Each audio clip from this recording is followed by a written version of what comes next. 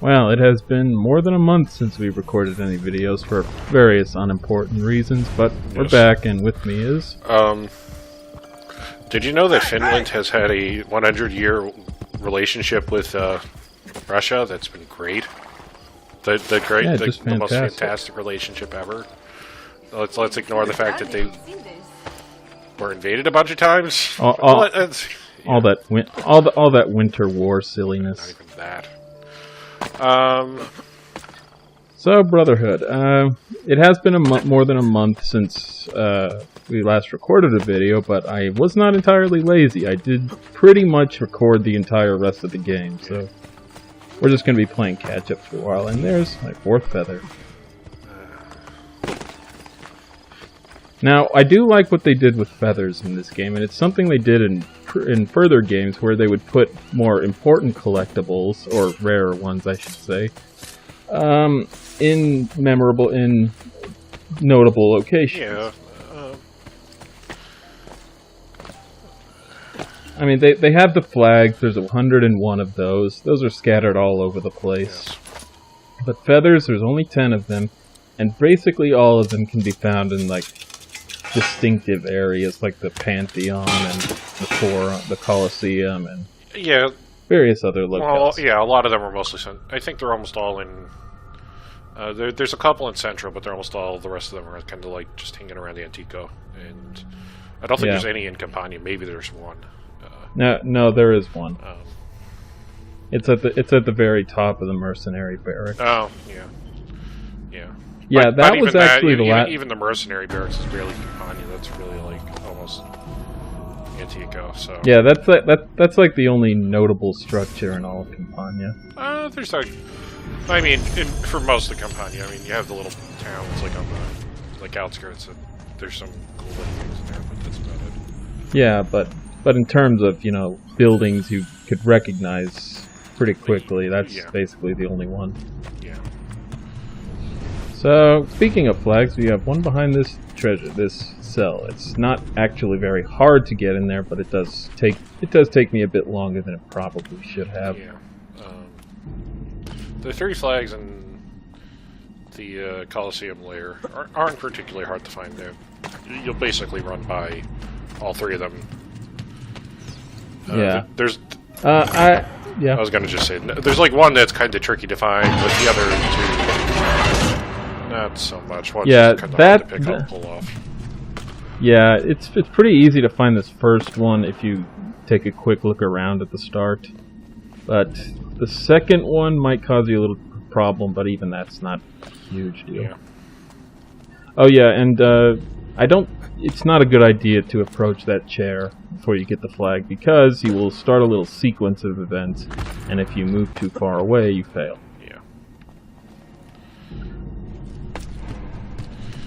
So this is actually kind of a unique tomb in this game, in that it has a lot of people in it. Yeah. Well, not so much a lot of people, just it's not kind of the ruined, completely abandoned temple or whatever building. There are actual people down here doing stuff. Yeah. Aside from the followers of Romulus, of course. Right. I actually think it's one of the few times. Well, actually, I can't say that because I can think of a second tomb in this game, second layer in this game, where... Yeah, it's the one in Il Vaticano, but even that's kind of weird because it's not really a tomb or an abandoned area at all. Yes. Oh yes, and why don't you fill everyone in on the trivia for the man in the chair? Yes. So you don't actually have to approach the man in the chair to start this fight. You can actually shoot him with your crossbow, and he will die. Or any projectile weapon. And he will I threw a dagger at him one time. He'll die, and when he dies, the fight will start anyway. You just don't see the little fingers turning around and trying to attack you. Yeah. Although I do really like in games that if you know something is coming ahead of time, you can sort of pick out a clue, you know what's happening. I know you're but Batman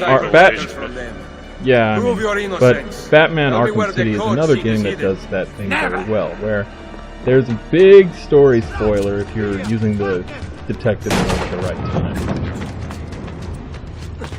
And it's one of those things when you play the game you're like, oh, that's a cool little detail. Yeah, I like Rocksteady is really good at the little details. Yeah, that was a consistent thing. So basically, this sequence is going to take a little while. We're going to be chasing this guy for some time. Yeah, it's this kind of a two-part chase sequence. Yeah. And like in Assassin's Creed 2, whenever you were chasing someone, projectile weapons are disabled. Right. Which one is he? I'm not sure what these guys' deal is. Why are they dressed like this? Now, supposedly what's going on here is a celebration for the Papal Jubilee. Right. There's a flag there. This one is actually the hardest one to probably actually get. Yeah, it's pretty easy to tag it, as I demonstrated by just walking in the room, pretty much. Yeah. So, as you can kind of see, the Jubilee is a way to get indulgences, or well, it was a big party, and it's also it was a big party for the everybody. Pope. So that's kind of why it's going on. Why they're having this in the bottom of the Colosseum, not really explained too well. Just kind of happening. But yeah, it's just one of the quirks of Roman life. Now, the actual way to get that flag is, if you notice, there's two red curtains that you can actually jump through right there that you just walked right by and jumped up the wall. If you were to go through those curtains, which have they're one of the few times that the game actually has curtains as physics objects. I can't actually think of any other time in the game where that happens. Yeah, curtains in this game are always decorations that you just like phase through, but you very rarely even come into physical contact with fabric-like objects in this game. But this is one of the exceptions when you actually are supposed to do that.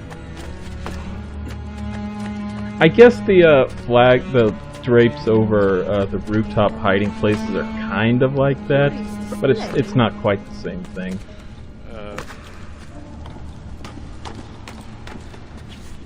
But yeah, the good part is that you do have time to get that flag. When you alert that guy, it's not. Yeah, he won't.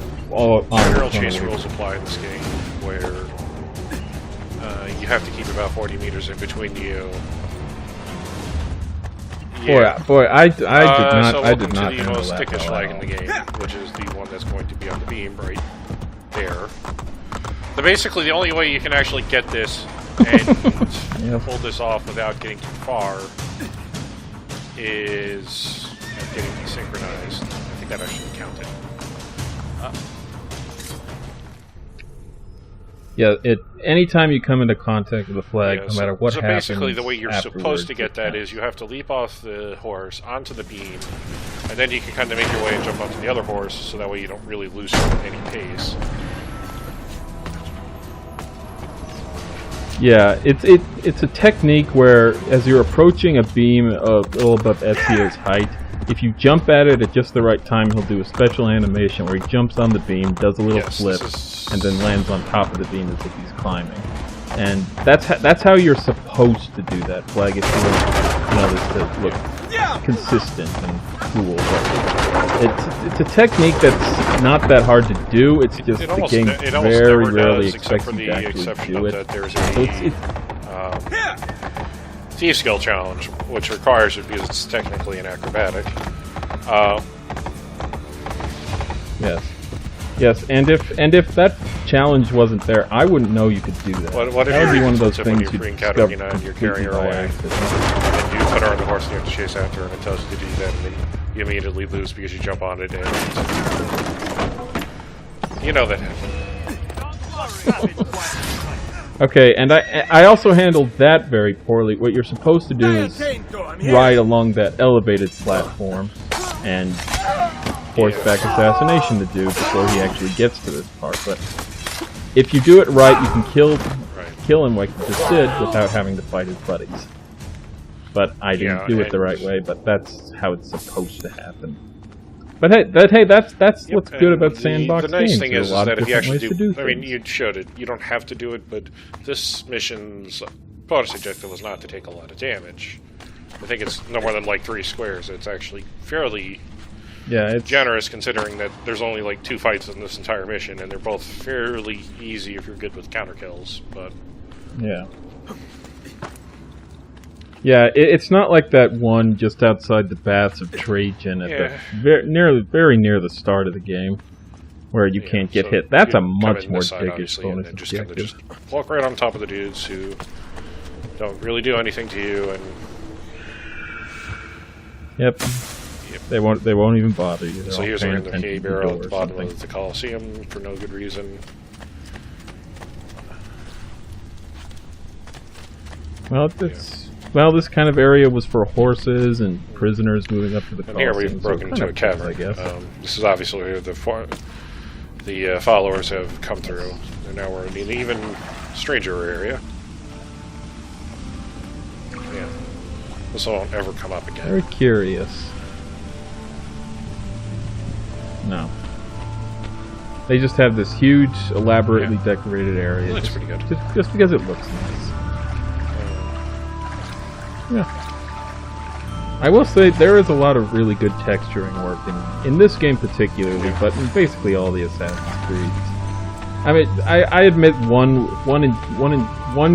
was pretty plain. 2 was definitely more lively, but it still wasn't like fantastic. But this game does some really great texturing work in some places, and I'm not too sure how that happened there. Speaking I of told you material, about the can I tell you shrunken about heads. The shrunken heads. No. I said the two most bullshit things are the shrunken heads and the aconite. The aconite just sucks, but there is a large and plentiful source of aconite if you know where to do it. The shrunken heads suck because there's only 2 in the entire fucking game. One of which is in the middle of a fucking lair with no real special. There is literally. They make it clear that there's something in that chest.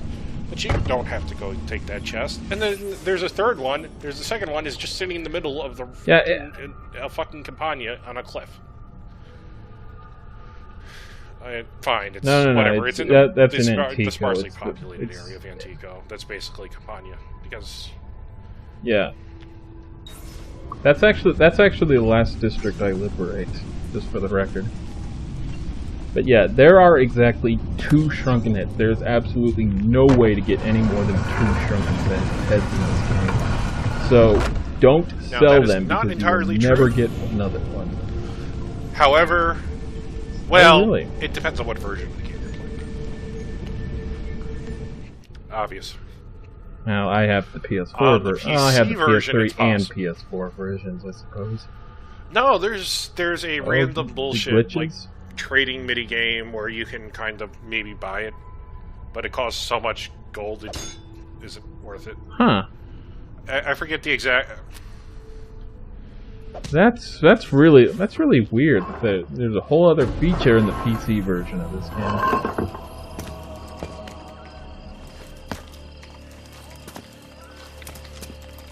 Yeah, so I mean. The Coliseum lair. That's actually the last one I do for like 6 or 7 videos, I think.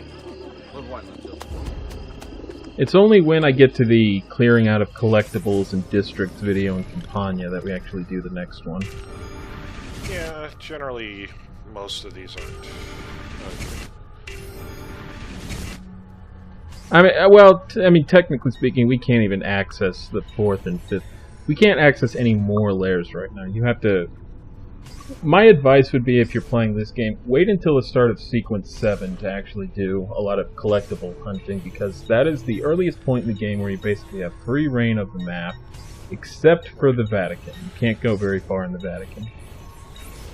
But the very start of Sequence 8, and start of Sequence 8 is what I'm going to emphasize, is when you can go all over the map. I just linked you the basic thing, but there's some global investment mini game feature thing that you could do, that you could actually get trinket heads from, but it's it's kind of a it's kind of a shame because it's really easy to fuck yourself over, but at the same time, the only thing you ever fuck yourself over with is getting a complete set of the not the best, not legendary collectible armor in the game. Yeah, it's not a huge thing, but you know, if you want an absolutely 100%, I think that technically would lock you out of achievement because I think there is but equipment in. What is it, Capitano? Shh, speak softly. Yeah, that might. I'm certainly not going to play the game again to find out. Whatever. How does that make me rich? But yeah, this is one of the Templar lairs. There are only 2 of them in this game. And this is kind of a tricky one, I'll say. The architecture is not very complicated at the start, but the bonus objective is kind of rough. Such a good friend to my family. Excuse me. I owe you a reward. Bonus objective is kind of rough, and there's some little tricky climbing at the end. Capitano. And in the original recording for this video, I remember you was talking about how you like those 2 guards, just because they're not talking about any Templar shenanigans. They're just talking about get rich quick. The Templar lairs here are weird in this game, I guess is the best way to put it. Yeah, it's not quite. It's kind of the same thing like the lairs in 2, but they're a little more pedestrian. I don't know if I I'd guess, go with pedestrian for how a I'd second on. put it. But there's... Yeah, eventually. We'll get to What that. about my reward? Assassino! Yes. Oh, that was just rude. No, we were But yes, bonus objective only killed. Oh, now that's very rude too. He just got shoved. Yes. Bonus objective, just kill that dude. This isn't too hard to do. I like how I grabbed the broom. Why do you have a broom? I like to think that he was on sleeping duty and it went poorly. I mean, it's like, why are you going to even attack him? All he was doing was just trying to clean some stuff.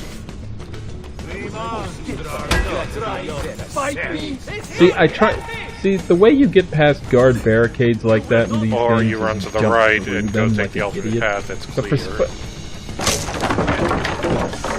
But for some reason, I was having a lot of trouble doing that when I was recording this. But every time I was doing that elsewhere when I was recording it went just fine. So one of the so generally this isn't the. I hate to criticize you, but you're kind of running the wrong route in a couple of these rooms. It's very obvious that you. This is a hard and an easy and very hard objective, and I guess depending on how you really approach taking care of some of this stuff. Well, do you approve of how I handled that room? Like you kind of just ran right into smack of, like in the second room you ran right smack into all the guards. When the clear thing was just to run to the right, go around a little bit. Cazzo! Stay away from me, assassino! Anyway, so this objective is now essentially complete. There are no more guards now for the rest of this level. So all you have to do is just kill this guy and... Yes. Yeah. And you don't even have to use the hidden blades or anything. You can shoot him or throw a knife at him. But all he was doing was just trying to not play the Borgia anymore, so... He's just running away from me. So theoretically, I guess that key that we bought, we chased him all the way to the gate that it opens. And too bad for him, he didn't open the gate and close it, because apparently that's like the only gate to get to this. It makes me really wonder why the fuck Ezio was doing here anyway. He's really just kind of wrecking these guys' shit. Maybe he heard a rumor that there was some neat treasure. I mean, not that you really need treasure in this game very much, especially with the piddly amount the Templar layers give you. Although I would like to add one other thing about collectibles in this game. Yes. I would like to add one more thing about collectibles. I found them all by myself. Just like the feathers in Assassin's Creed 2, I did not need any help to find anything in this game. I value my time. Although there was one in Antico that was giving me a hell of a lot of trouble to find. And do you remember okay, you know that district near the Yeah. shrunken head? Oh, it's just like the one with the hill and It's got that it's got yeah, that the one broken that you actually have to bridge take the leading horse off of over. it. Oh boy. Why do you have to take the horse over? The only one of the few times you actually have to use a horse to get somewhere. Outside of general convenience. Yeah, and it has to be. And it has to be an unarmored horse. I don't think the pack horses can handle it. Certainly not the armored one. You do have to use a normal horse to get over that bridge, and that's where the last flag I found was. But that took me a very long time to find.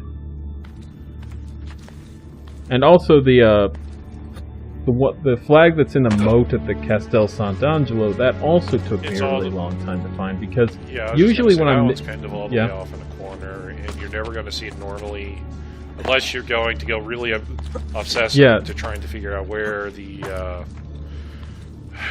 end of the god.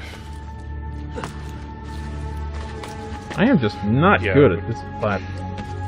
Or climbing, getting worse. Whatever. I really am. But, yeah, I was going to say that one's just kind of an editing spot if you're looking for it normally, unless you're going to try to test the boundaries of the synchronization of a giant fucking boat that you have absolutely no reason to go back there ever. It's just kind of like this weird border spot in the world. But typically, if you're looking for a flag, like just one or two flags, and you haven't found them yet, odds are it's because you're not looking where they actually are. Like, generally speaking, if you ride around a district and with eagle vision and swoop the camera around a whole bunch, you'll catch 90% of the flags in this game. It's a little harder in Centro just because there's a lot of buildings and alleys and such.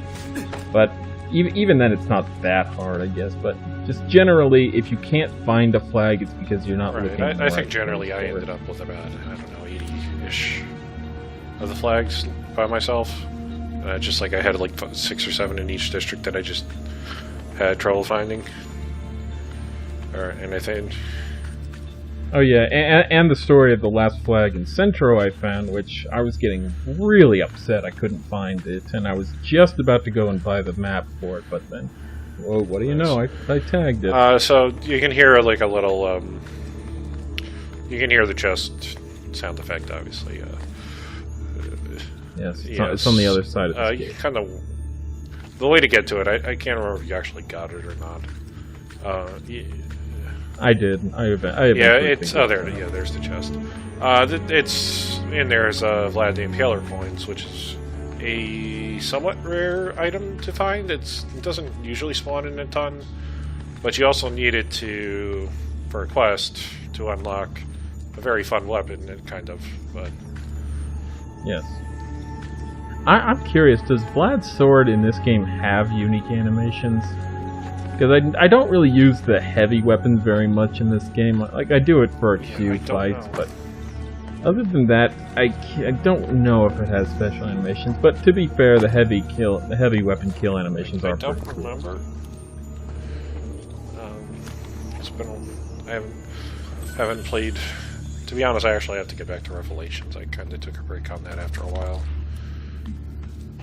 I mean, I got a lot of shit done. It's just like, I want to move on to something. I think, I can't remember what exactly I had come up with the queue, but it's just like, I go play that instead. Right. I've got a little more Brotherhood to record. I have one set of really annoying hidden missions. They're not really hidden, it's just they're in a super out-of-the-way place that... If you don't know where that exists, you will go nuts trying to find the last 10% of the game you didn't complete. And I had to look up on the internet because I had no idea where the last bit was. I'd have to look. It's thief guild missions, as I would say on Skype. There are the assassination missions in this game are technically the mercenary guild missions. There's a whole set of courtesan missions, and there's the thief guild missions. I was going to say the thief guild missions. Yeah. I mean, they show up on the map. Well, they only because the Thief's HQ is marked on the map, but the game to my recollection, you only have to go in the Thieves Guild like once in the entire game. You go, yeah, unless you go back to the Thieves Guild to go talk to them to start it, yeah. But I mean, if you go look at the DNA sequence, I mean, there's a spot for the Thieves Guild. It shouldn't be a surprise. No, I totally didn't see the Thieves Guild spot on the DNA sequence.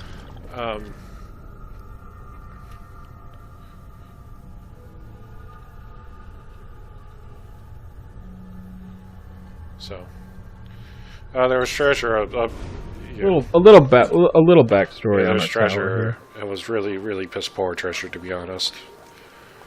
I don't think it's actually really hard to get down from this place because I don't think there's a really good.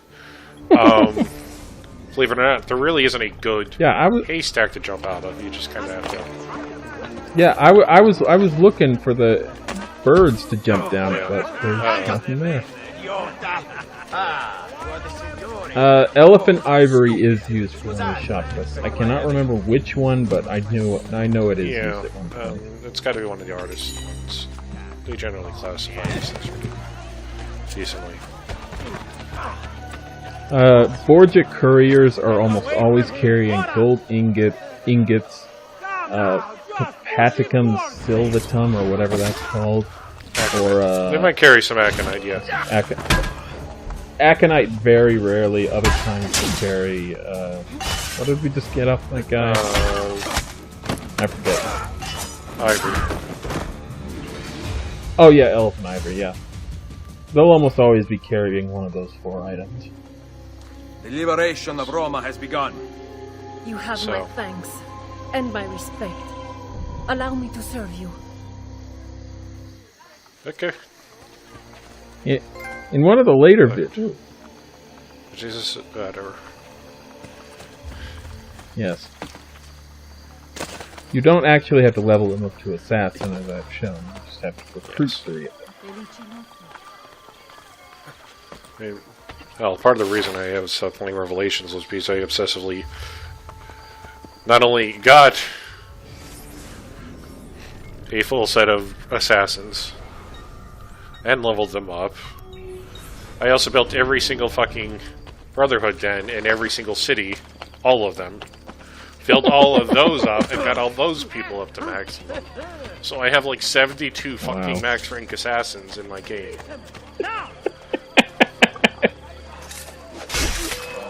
You don't actually need 72 max. No, you don't even need 10. You don't even need 8. Well, you need about 7. It helps. Yes. It just helps not having to run back to a coop every now and then to defend the city. Yeah. I mean, at least in the... But when you capture cities and all that, it does help a little bit because you get free, ingredients for bombs and stuff, so you can have bombs. But that's a subject for another show, which I may or may not have done at any point. My life is worth nothing. But if it may serve you, that face. I will Thank you, consider game. it fulfilled. What? Yeah, for whatever reason, every time you recruit a dude from this particular spot, it always gives you that weird camera angle. We'll go buy some more. So, to be honest, it's always better just to buy the shops. So it's kind of sad because I guess there was a mechanic where you could actually make the landmarks make more money, but it was a Facebook game tie-in thing, and the Facebook game has since long been, removed. So you just, it's always weird because you can buy all the, by far, the landmarks cost 2/3 or 3/4 of how much gold you have to, how much florins or whatever the hell it is you have to spend to unlock shit. But by far, they only end up giving you 10 or 15% of the total amount. It's always. I don't think even that. I think all the monuments together add up to 200 something florins. It's piss poor, whatever. And the most money you could be bringing in when Rome is 100% rebuilt is about 16,000 something every 20 minutes. I think it's no, it's not. It's more. I'd have to think on that. It's more than Assassin's Creed 2. Assassin's Creed 2 was... How much was Assassin's Creed 2? How much was it? A fully populated Monteriggioni. I think 40,000. I think 40,000 was the most you could have in stock at any one point. Yeah, so that must have been 10 I think, free. Somewhere like 10 or 11 too. I think in this game it's... Yeah. This game it's somewhere... It's not quite 25,000, but it's around 25,000. Well, I know the max money you can hold, again, when Rome is fully rebuilt, is 80,000 florins at once. Yeah, you're generally allowed to have about 4 full paydays. One thing I should note about throwing knives is I'm not really using them appropriately, I suppose is the word. You can't... Normally, when you throw a throwing knife at an unaware guard, it does about half of his HP if they're unarmored, and they'll immediately spot you. But if you hold down the button and throw, Ezio will not only target several dudes at once, but it will instantly kill people. Yeah. As long as you're not detected, of course. I think when guards... Well, not even that. It depends on the enemy. Yeah, really. if they're unarmored, you can... I forget the exact amount of knives damage, but it's like 3 or 4 squares. I think it's more flat than you're making it out to be. They're still pretty good because, unlike the crossbow, they are totally silent. But there are certain ways. Yeah, it's another dude, so I don't really have any interest. Spoiler alert: my final guild is 7 women, 5 dudes. I should find a way to stay in shape. Don't do it! Just back off! See, this would be a case where you could like throw a bunch of knives and everybody would die. It's actually kind of funny because, for those who have never played Assassin's Creed 2. Did you notice I smacked that woman too? Yeah. But trial by fire. The liberation of Roma has begun. Your cause is also mine. But what I was going to say was, in Assassin's Creed 2, one of the things that Ezio can learn in Monteriggioni is how to charge up and throw 3 knives at once. And you still retain the ability in this game. You don't have to buy anything else to get it. Yes, it's just something I forgot about. That's what it's. I didn't forget about throwing sand. I think it's worth. I think it's worth an achievement, and that's about it. Not in this game. In Revelations, it is, yes, not yes, this yes. game. Oh, yeah, okay, that's right. It's kind of one of those funny things where it's like, oh, you can learn so and so. Oh yeah. Now, speaking of riding on a horse, it's weird that there's a stand command for X, but does that actually work? Like I keep pressing X when I'm riding a horse, but nothing happens. I don't know. Like the only time I ever used the stand command is I generally just jam down on the X button a bunch of times, and then it'll randomly make me jump to the move so I can get that stupid fucking thing. Oh, out of curiosity, Who did this? for the kill streaks, how many 4 or 5 person kill streaks did you have to do? I had to do like 10 before it popped, I think. Yeah. That I don't remember if it was like that in the PS3 or I should say last generation version of this game. It was. But in this game, even though it says 5, it actually means 10. It's very odd, and it's one. See, the weird thing about sandbox games, especially kind of glitchy ones like these games, is it's not really clear sometimes when something is like a major bug, or it's just some weird quirk. Like the kill streak challenge not popping when I did 5 of them, I thought was a bad bug for a long time. That would lock me out of completing all the guild challenges, but that's not it. It's just 10. Yeah, it's weird. Somebody fucked it up. Like physics when the models are acting weird, which thankfully you will see more than a few times in these videos. Yes. That's obviously a bug, but the bug I was telling you about with the one mission where I couldn't get the bonus objective, but then I did after I restarted it, that's... Again, I thought that was like a game-breaking bug. Hey, Tilda Torre. Yes, or Malfetto, as he would be known in a few years when he moved to Constantinople. Oh, there's no way. Okay, now you can kill him. The bonus objective is killing him with the assassins. We're going to do that, but we have to wait until a very appropriate time. And what more appropriate time than this? Your assassins are very prescripted on where they will jump out of. If there's a haystack, they will jump out of the haystack. You know, I can't remember, but I think if Malfetto was a bit... or Il Ductore, whatever. I think if he was a bit closer, the assassin would have actually dragged him into the hay bale like you do, but don't quote me on their ability to do that. Yeah. He's possibly dead. We never took his mask off, we're not entirely sure. We're just going to loot his corpse. Or his unconscious body. It's weird because we sort of killed him, or... It's like these guys have a problem with me looting the dead. Yeah.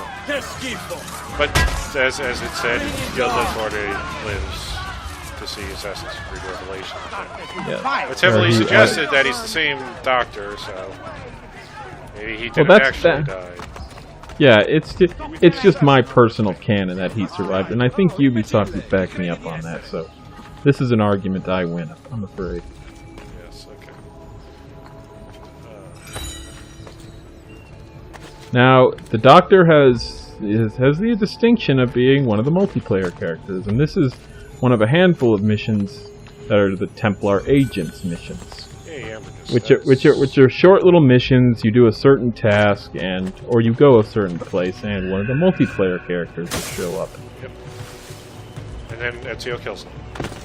Yes, except the courtesan. You do not actually kill the courtesan at any point.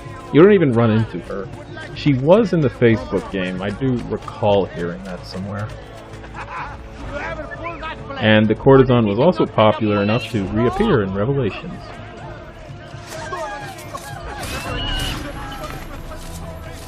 So, if you were smart, you'd throw them all into the hay barrel and give her that achievement anyway. That's Assassin's Creed 2.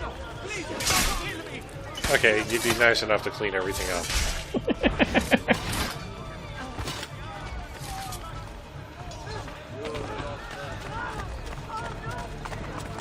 So what you're going to tell me is the next time I see a scaffold and I tell you to go throw the caltrops bomb so you can go throw people into the scaffold, that too is not from Assassin's Creed Brotherhood. I'm afraid not. Ezio heard of the wonderful world of caltrops in between this game and Revelation. Not yet. Yay. Ezio beats up women. Or random civilians again. And he just killed somebody again. Congratulations, the streak continues. Bambino, why do you cry?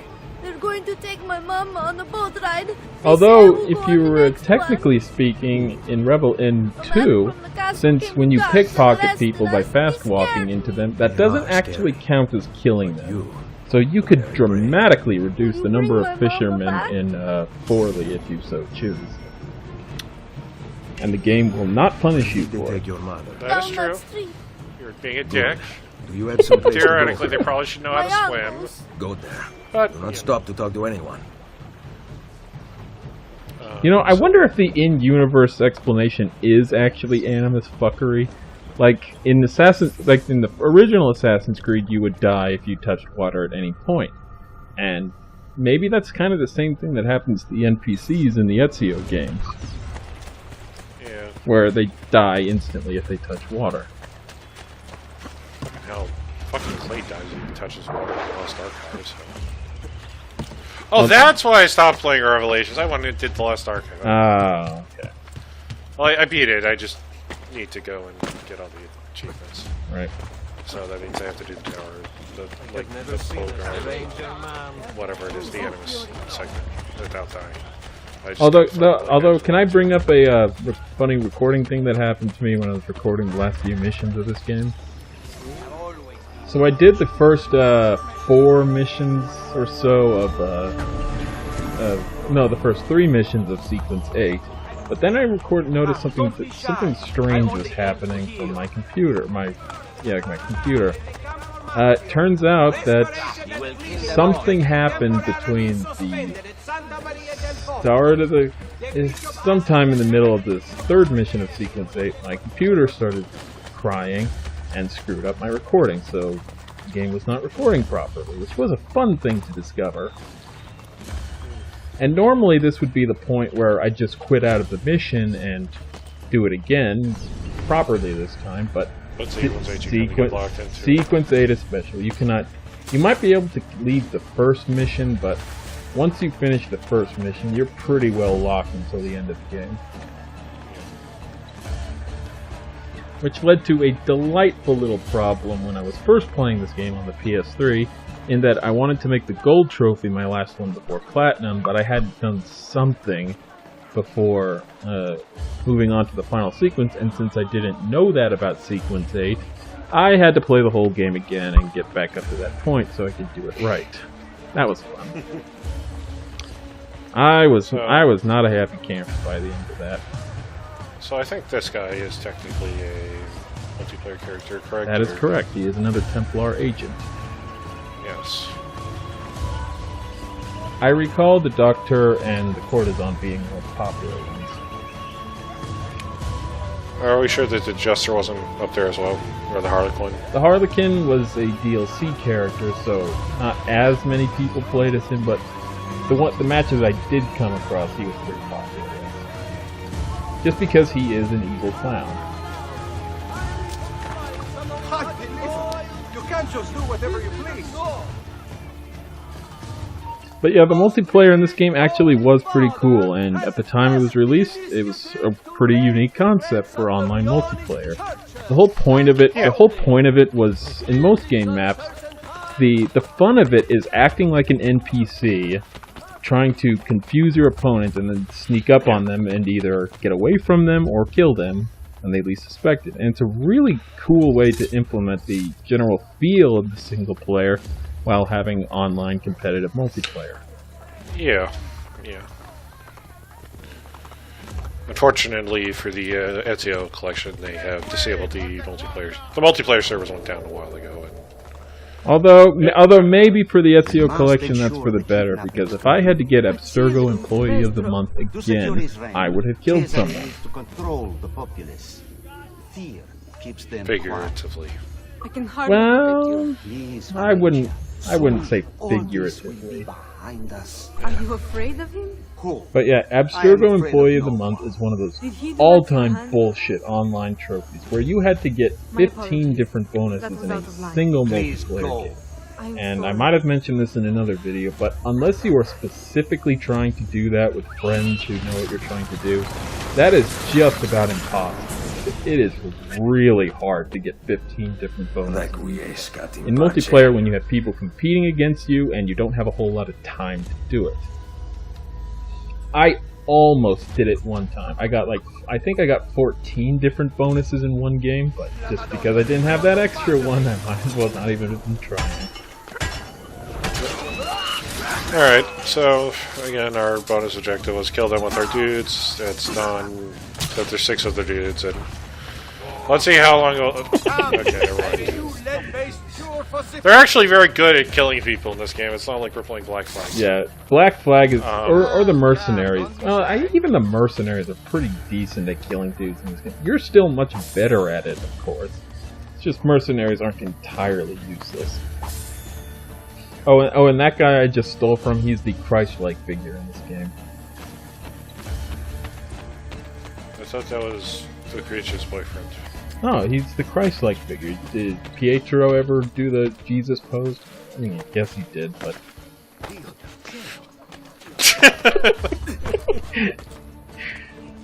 You're just realizing what I said.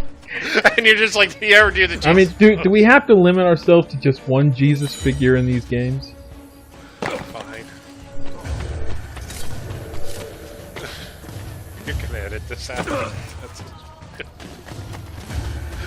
Oh, whatever. Yeah, whatever. And so randomly, this is also your introduction to assassination missions. This is a really weird thing. So, Well, actually, the first thing we'll do is level up one of our assassins, and when they reach a new level, up to level 8, of course, you can buy either new weapons or armor for them. Generally speaking, I would advise you go after armor first, just because you don't want them to die every time. But it's up to you, it's not a huge difference, and unless you have a death wish for your dudes, either go after very low-level contracts, or just keep them in Roma for a while and use them on random guards to level them up a bit. Yeah. Even then, it doesn't take a huge amount of time to level them up to being able to do harder stuff, but that's for another video. Yep. Alright.